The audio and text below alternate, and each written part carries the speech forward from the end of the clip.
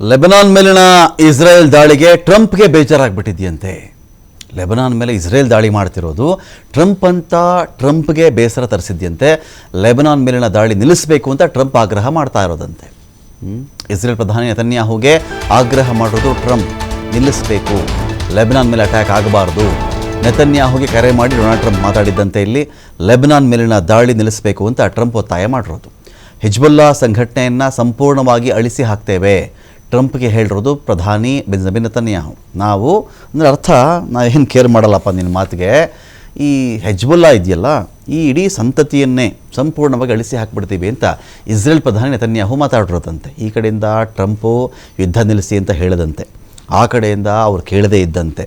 Overall ಆಗಿ ಯುದ್ಧ ನಿಂತಂತೆಯೂ ಅಲ್ಲ, ಯುದ್ಧ ಮುಂದುವರೆದಂತೆಯೂ ಅಲ್ಲ, ಕದನ ವಿರಾಮಕ್ಕೆ ಒಂದು ಬೆಲೆ ಇದ್ದಂತೆಯೂ ಅಲ್ಲ. ಹಿಂಸೆ ಯಾರಿಗೆ? ಎಲ್ಲ ಭಾರತೀಯರಿಗೂ ಹಿಂಸೆನೇ, ವಿಶ್ವದ ಅನೇಕ ದೇಶಗಳಿಗೆ ಹಿಂಸೆನೇ. ಗ್ಯಾಸ್ ಸಿಲಿಂಡರ್ ಇವತ್ತಿಗೂ ನಿಮಗೆ ಕಂಫರ್ಟಬಲಾಗಿ ಸಿಗ್ತಾ ಇಲ್ಲ. ಹೋಟೆಲ್ನವರಿಗೆ ಅಡುಗೆ ಸಿಲಿಂಡರ್ಗಳು ಕೂಡ ಒಂದಷ್ಟು ಬುಕ್ ಮಾಡ್ಕೊಳ್ಬೇಕಾಗುತ್ತೆ, ಸ್ವಲ್ಪ ದಿನ ಆದಮೇಲೆ ನೀವು ಹೇಳಿ ಅಂತೆಲ್ಲ ಮಾತಾಡ್ತಾ ಇದ್ದಾರೆ. ಆಟೋಗಳಿಗೆ ಗ್ಯಾಸ್ ಸಿಗ್ತಾ ಇಲ್ಲ, ಹೋಟೆಲಲ್ಲಿ ಬೆಲೆ ಏರಿಕೆ ಆಗ್ತಾ ಇದೆ, ಬೇರೆ ಬೇರೆ ಕಾರ್ಯಗಳಿಗೂ ಒಂದಿಷ್ಟು ಒತ್ತಡ ಬೀಳ್ತಾ ಇದೆ, ಫ್ಲೈಟ್ ಟಿಕೆಟ್ಗಳನ್ನು ಕೂಡ ಜಾಸ್ತಿ ಮಾಡಲಾಗಿದೆ. ಇದು ತೊಂದರೆ, ಇಡೀ ಭಾರತೀಯರಿಗೆಲ್ಲ ವಿಶ್ವಕ್ಕೆ ತೊಂದರೆ. ಇದು ಆಯಿಲ್ ಸಿಗ್ತಾ ಇಲ್ವಲ್ಲ ಈಸಿಯಾಗಿ. ಹೋರ್ಮಸ್ ಏನೋ ಕ್ಲಿಯರ್ ಆಗಿಬಿಡುತ್ತೆ.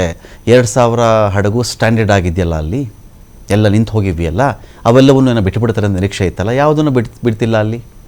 ಎಲ್ಲರೂ ಇಮೇಲ್ ಮಾಡಿ ಅಂತ ಹೇಳಿದ್ದಾರೆ, ಏನು ಹಡಗು, ಎಲ್ಲಿಗೆ ಹೋಗ್ತಾ ಇದ್ದೀರಾ, ಏನು ಕತೆ ಎಲ್ಲ ಇಮೇಲ್ ಮಾಡಿ ನನಗೆ ಹೇಳ್ರಪ್ಪ ನೀವು ಅಂತ. ಬಹುಶಃ ಸುಂಕ ವಸೂಲಿಗೆ ಹೊಸ ವಿಧಾನ ಕೂಡ ಅನುಸರಿಸಿರಬೇಕು ಇರಾನ್. ಇದರ ಮಧ್ಯೆ ನಾವು ಹಿಜ್ಬುಲ್ಲಾಗಳನ್ನು ಮುಗಿಸ್ಬಿಡ್ತೀವಿ ಅಂತ ಇಸ್ರೇಲ್ ಹೊರಟಿರೋದು.